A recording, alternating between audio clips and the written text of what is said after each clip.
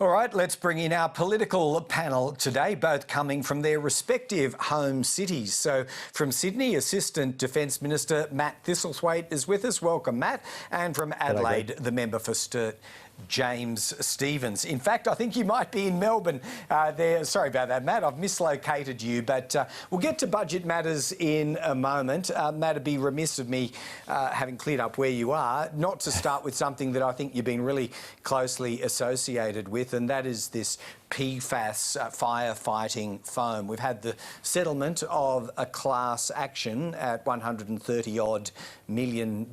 Are we nearing the end of the road on these settlements? This isn't the first. It's not the first. This action involves 7 bases throughout the country, residents, about 6,000 residents that live around those bases, and they've been involved in a class action against the Commonwealth, specifically the Department of Defence. A settlement hasn't been reached yet, Greg. It's an in-principle agreement, and I need to clarify that. It will need to go back to the litigants to get their approval, and importantly, the court will have to approve it as well. But it does represent the Defence Department and the government taking action to try and support communities that are affected by PFAS contamination. And so far, about $375 million has been spent across the country in remediating land and cleaning up waterways contaminated by PFAS. And does that represent the sum? Well, I know it's the sum total to now, but I guess you keep some of your powder dry on these things. But are there unfinished pieces of work that haven't even been quantified yet? Well, there's 28 bases that are subject to PFAS contamination throughout the country, and Defence continues to take a proactive approach and try and work with those communities. So there'll be more work to do. The government, before the last election, announced a review of land zonings and land use around defence sites. That's something that we're looking to do in the coming months. So there's more work to do, and there will be more work around those defence bases working with communities. All right, let's bring James in. You've got at least one affected community caught up in today's decision alone, James, let alone the other work that Matt is foreshadowing. This is the Edinburgh Air Base and surrounding areas. Is it clear to you what today's decision means for that community? Well, I think the Commonwealth should be a model litigant, and no doubt they're acting on advice that this is a fair and just offer that's been put forward. So I certainly welcome it. I mean, clearly people that have been affected from PFAS in the past and into the future need support of those responsible, and where the Commonwealth's been involved in this, we should be doing the right thing. So I certainly join with Matt in welcoming this decision, and I hope it's the right and just amount of compensation to help people who have been affected get on with their lives. And Matt, just the last one on this particular matter, you're talking about changes to land use around some of these areas. Is that likely to equate to, residential buildings, for instance, that would no longer be able to go ahead, or are we talking more about aviation purposes?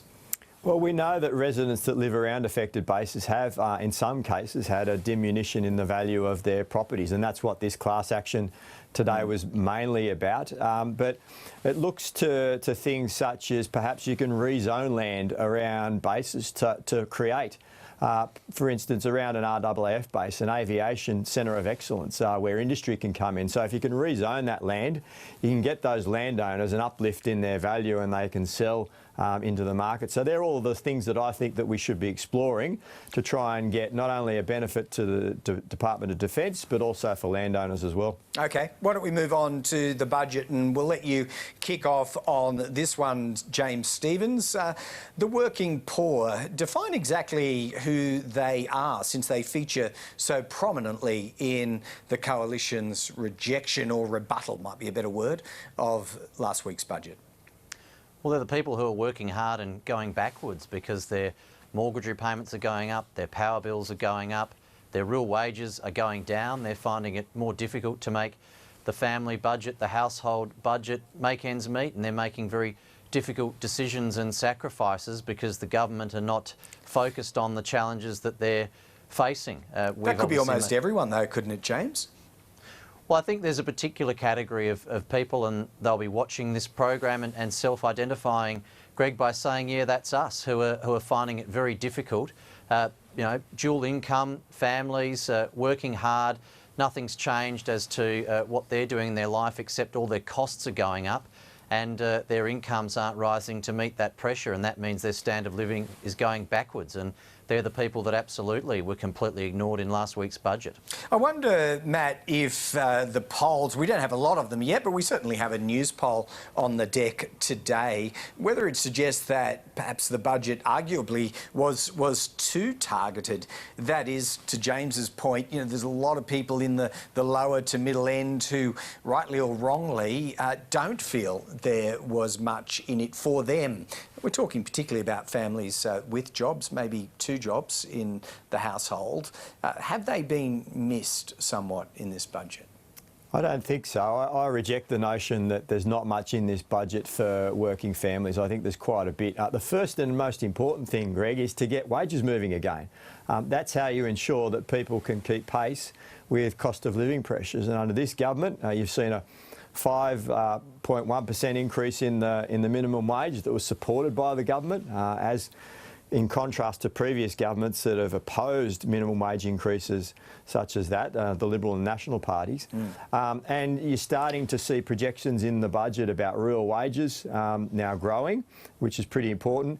And then you couple all the support that the government has provided in this budget. So caps on electricity prices. If you're a renter, an increase in rental allowance. If you're a single parent, increase in the single parent payment.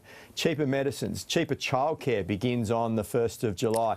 All of these policies are aimed at supporting middle to low income families and workers and pensioners in Australia to get them through this difficult period. And hopefully, if the projections are right, the economy starts growing again towards next year and we start to come out of this cost of living impasse. So do you have a complaint, James, that some of the targeting, particularly around concession card holders, that would apply to Medicare bulk billing incentives, Job Start speaks for itself, as do some of the other support payments. Do you say they were too targeted? Not necessarily. I just think that the general challenge is that inflation is running rampant, and the concept that real wages are going to grow again relies on either wage increases ballooning, which will feed inflation, or inflation dramatically reducing, and we're just not seeing any evidence of that. So across some of the key elements of the household budget, the Commonwealth budget does nothing to provide people with assistance around extreme inflation in groceries and the like, because... But would that have exacerbated the problem, though, James, if they had? Well, the government are now bragging about, and Matt's just indicated that they've got these dramatic wage increases that they're arguing for. Instead of increasing wages to catch up to inflation, we want to see inflation reducing so that we can have productivity-based wage growth. That's what we want to return to from the past, and that's not the plan that's been outlined in this budget whatsoever. And are you surprised, Matt, by an apparent ambivalence? Not that we want to place too much faith in the results of one poll, but people seem sort of lukewarm, I suppose, about what they think it would do either for them or more broadly about inflation. It's a little wishy-washy in its reception. Did that surprise you? I'm not too worried about what's in polls, Greg. What I take a lot of stock in is the feedback I get in my community, and I was out and about on Friday again in Kingsford Smith and over the weekend, and the feedback that I was getting from people was that the budget was a good one, that it was well targeted and it provided support for Australians that needed it most. And I think the general view is that it won't be inflationary, and certainly the projections from the RBA and from Treasury are that it won't be, and that inflation has peaked, hopefully. And you're going to see wages start to increase again, but there's an important support for the people that need it most. And I think that that's the great thing about this budget. It's targeted, it shouldn't be inflationary, and it'll support people to get through this difficult period. Yep, and if those inflation forecasts are realised, then that would suggest, James, that a lot of this pressure will dissipate over the course of the next 18 months or so. Can I ask you then about immigration then, James? Are you entirely comfortable with the tone, not necessarily the factual basis around the numbers? We can argue about net overseas migration if we want, but the tone of some of the debate that surrounds current levels of migration, is it potentially socially disruptive, if not explosive? No, I don't think so. I think the point is we support sustainable migration, and if the migration numbers are going to be as they're projected, where's the commensurate investment in the sort of infrastructure that is required to make sure that that migration doesn't heap pressure on some of the challenges we're already facing, particularly in the housing sector? The government book a huge dividend from migration. We know that the Treasury modelling is very heavily driven by what the migration number is. That changes all the projections around revenue, but the government is not spending that revenue on providing the services and support that mean that all of the problems, particularly in housing, are going to only be exacerbated with those numbers. And I don't think there's anything wrong with that tone. I think most Australians are very open and engaging and welcoming of a good, strong migration program, as long as it is matched by the kind of investment that ensures that it doesn't put an enormous burden on cost of living pressures for existing Australians. All right, well, let's not have a full-blown discussion around housing and the Housing Australia Future Fund and the like, Matt Thistlethwaite, but at least on, I suppose, the political tone that's being sent through this debate. They haven't always ended well in the past for this country, the recent past. Well, we don't want to be pitting one Australian against another. And I think it's important to look at it in this context, Greg, that we had a couple of years where there was no migration into Australia. That came on the back of a government that didn't really invest in vocational training. So we developed massive skill shortages in our economy, and employers weren't able to get skilled labour. That's been pushing up the price of labour. It's resulted in supply chain constraints. So migration has started again. We believe that what's projected in the budget is sustainable. And I reject the notion that we're not investing in infrastructure. High-speed rail is something that's been a passion of the Prime Minister's for many years. We're getting that going once again. Or getting the planning for it going anyway. Getting the planning going, but that's important. Yeah. That's probably the most important thing. Reserving the corridor is one of the most important things for a project like that. In my city, you know, we're building a second airport, and credit to the previous government for that investment. It was supported by Labor in opposition, and that will be delivered in 2026. New rail lines, new metros are being built in Sydney. In Melbourne, there's new rail projects planned. So I reject the notion that we're not investing in infrastructure. It's important that we partner with the states, but we will get it right with the infrastructure growth. All right, we're going to wrap it up there. James, I saw you chortling about high-speed rail, but save that thought for another occasion. Bring it back next Greg, time. I shall. Next time we bring you both together. James Stephens, thanks for joining us. And Matt Thistlethwaite, sorry for your incorrect location. You are absolutely part of the Post-Budget I'm down Roadshow. south, Greg. I'm down south. You're doing your thing. Thanks so much.